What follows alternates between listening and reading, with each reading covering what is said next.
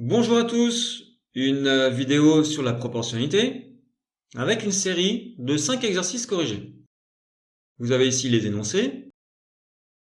Alors comme d'habitude, je vous conseille de mettre la vidéo sur pause et d'essayer de faire ces exercices tout seul avant de regarder la correction. C'est le meilleur moyen de bien vous entraîner et donc de bien vous préparer à un devoir. On y va pour la correction. Un petit rappel, dans la description de la vidéo, vous avez des liens qui vous permettent d'accéder directement à la correction d'un exercice en particulier.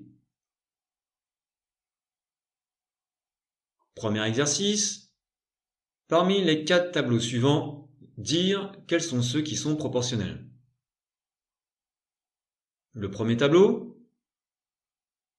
alors pour passer de la première colonne à la deuxième, eh bien en haut et en bas, on multiplie par 0,8.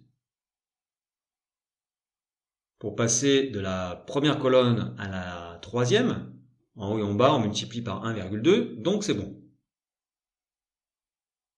Il nous reste la dernière colonne, eh bien on fait x2 à partir de la première, et x2 en dessous, ça marche, donc le tableau est proportionnel. On aurait pu faire autrement, partir de la première ligne. Comment trouver la deuxième ligne à partir de la première? Eh bien pour chaque case, si on divise par 2,5, ça marche. On pouvait conclure que le tableau est proportionnel. Et si on divise par 2,5 en partant de la première ligne, eh bien en partant de la deuxième, cette fois, on multiplie par 2,5.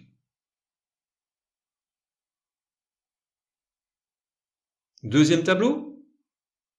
Alors pour passer de 1 à 5, on fait x5. Mais alors pour passer de 1 à 25, eh oui, c'est x 25. Donc, c'est pas le même coefficient. Le tableau n'est pas proportionnel. Troisième tableau. Pour passer de 5 à 10, on fait x2. Mais si on fait 7 fois 2, ah ben, on tombe pas sur 12. Donc, le tableau n'est pas proportionnel.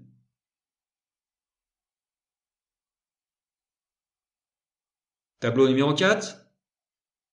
Eh bien, on remarque que si on part de la première ligne, pour passer à la deuxième, on multiplie par 1,3. Et ça marche pour toutes les cases. Conclusion, le tableau est proportionnel. Exercice 2. On a une carte du Sénégal avec une échelle 1 millionième. Et puis, on trace une droite entre Dakar et Saint-Louis, deux villes. Et sur la carte, on a une distance de 16,8 cm. On voudrait savoir à quelle distance réelle cela correspond-il. On fait un petit schéma. Alors si l'échelle c'est 1 millionième, eh bien pour passer des dimensions de la réalité aux dimensions sur la carte, il faut diviser par 1 million. Si on veut faire dans le sens contraire, de la carte à la réalité, eh bien on va faire fois 1 million. Justement, sur la carte, la distance entre Dakar et Saint-Louis, c'est 16,8 cm. On multiplie donc par 1 million. Après, on convertit en kilomètres et on trouve 168 km. Deuxième question. Sali se trouve à 54 km de Dakar à vol d'oiseau et on voudrait savoir sur la carte combien est-ce qu'on va mesurer entre ces deux villes. Alors dans la colonne, dans la réalité, on met 54 km. On peut convertir en centimètres. On suit le schéma, donc on divise par 1 million, ce qui donne 5,4 cm sur la carte. Exercice 3. Quelle est l'échelle numérique de ce plan? Eh bien, si on mesure de 0 à 50, moi je trouve 5 cm. Donc 5 cm sur le plan, équivaut à 50 mètres dans la réalité. Si on veut calculer une échelle, il nous faut les mêmes unités. On va donc convertir 50 mètres en centimètres, ça fait 5000 centimètres. Et comment passer de la réalité au plan? Comment passer de 5000 à 5? Bon, bah là c'est évident, on divise par 1000. Et si on divise par 1000, eh bien l'échelle c'est 1 sur 1000. Exercice 4.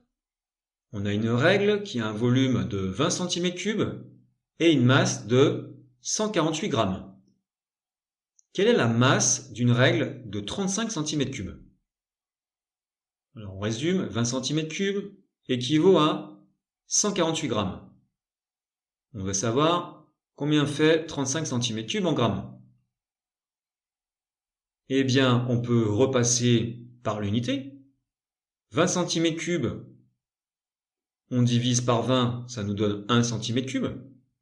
Et de 1 cm3 pour passer à 35 cm3, on fait x 35. Eh bien, on va faire ces deux mêmes opérations de l'autre côté pour les grammes. Divisé par 20 x 35. Et ça donne 259 grammes. Exercice 5. Première question. Sur une classe de 24 élèves, 16 élèves ont obtenu la moyenne au dernier contrôle. Quel est le pourcentage de ces élèves? Eh bien, on a 16 élèves qui ont réussi. Sur combien sur 24? 16 sur 24, on fait 16 divisé par 24. Et comme on veut un pourcentage, on se ramène à une base de 100 en faisant x 100. Et ça donne environ 67%. Deuxième question.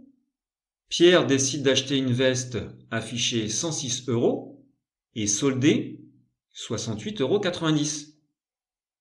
Quel est le pourcentage de la remise effectuée? La remise, c'est-à-dire la réduction. Alors il faut déjà savoir, c'est une réduction de combien d'euros? Alors on fait 106 moins 68,90 € et on trouve une réduction de 37,10 €. Le prix de la veste a donc été diminué de 37,10 €. Par rapport à quoi? Par rapport à son prix de départ. Donc 37,10 sur un prix de 106, 37,10 divisé par 106, et on multiplie par 100 pour se ramener un pourcentage, on trouve 35%. Voilà pour cette vidéo. Merci, bon courage à tous pour vos révisions, et à bientôt!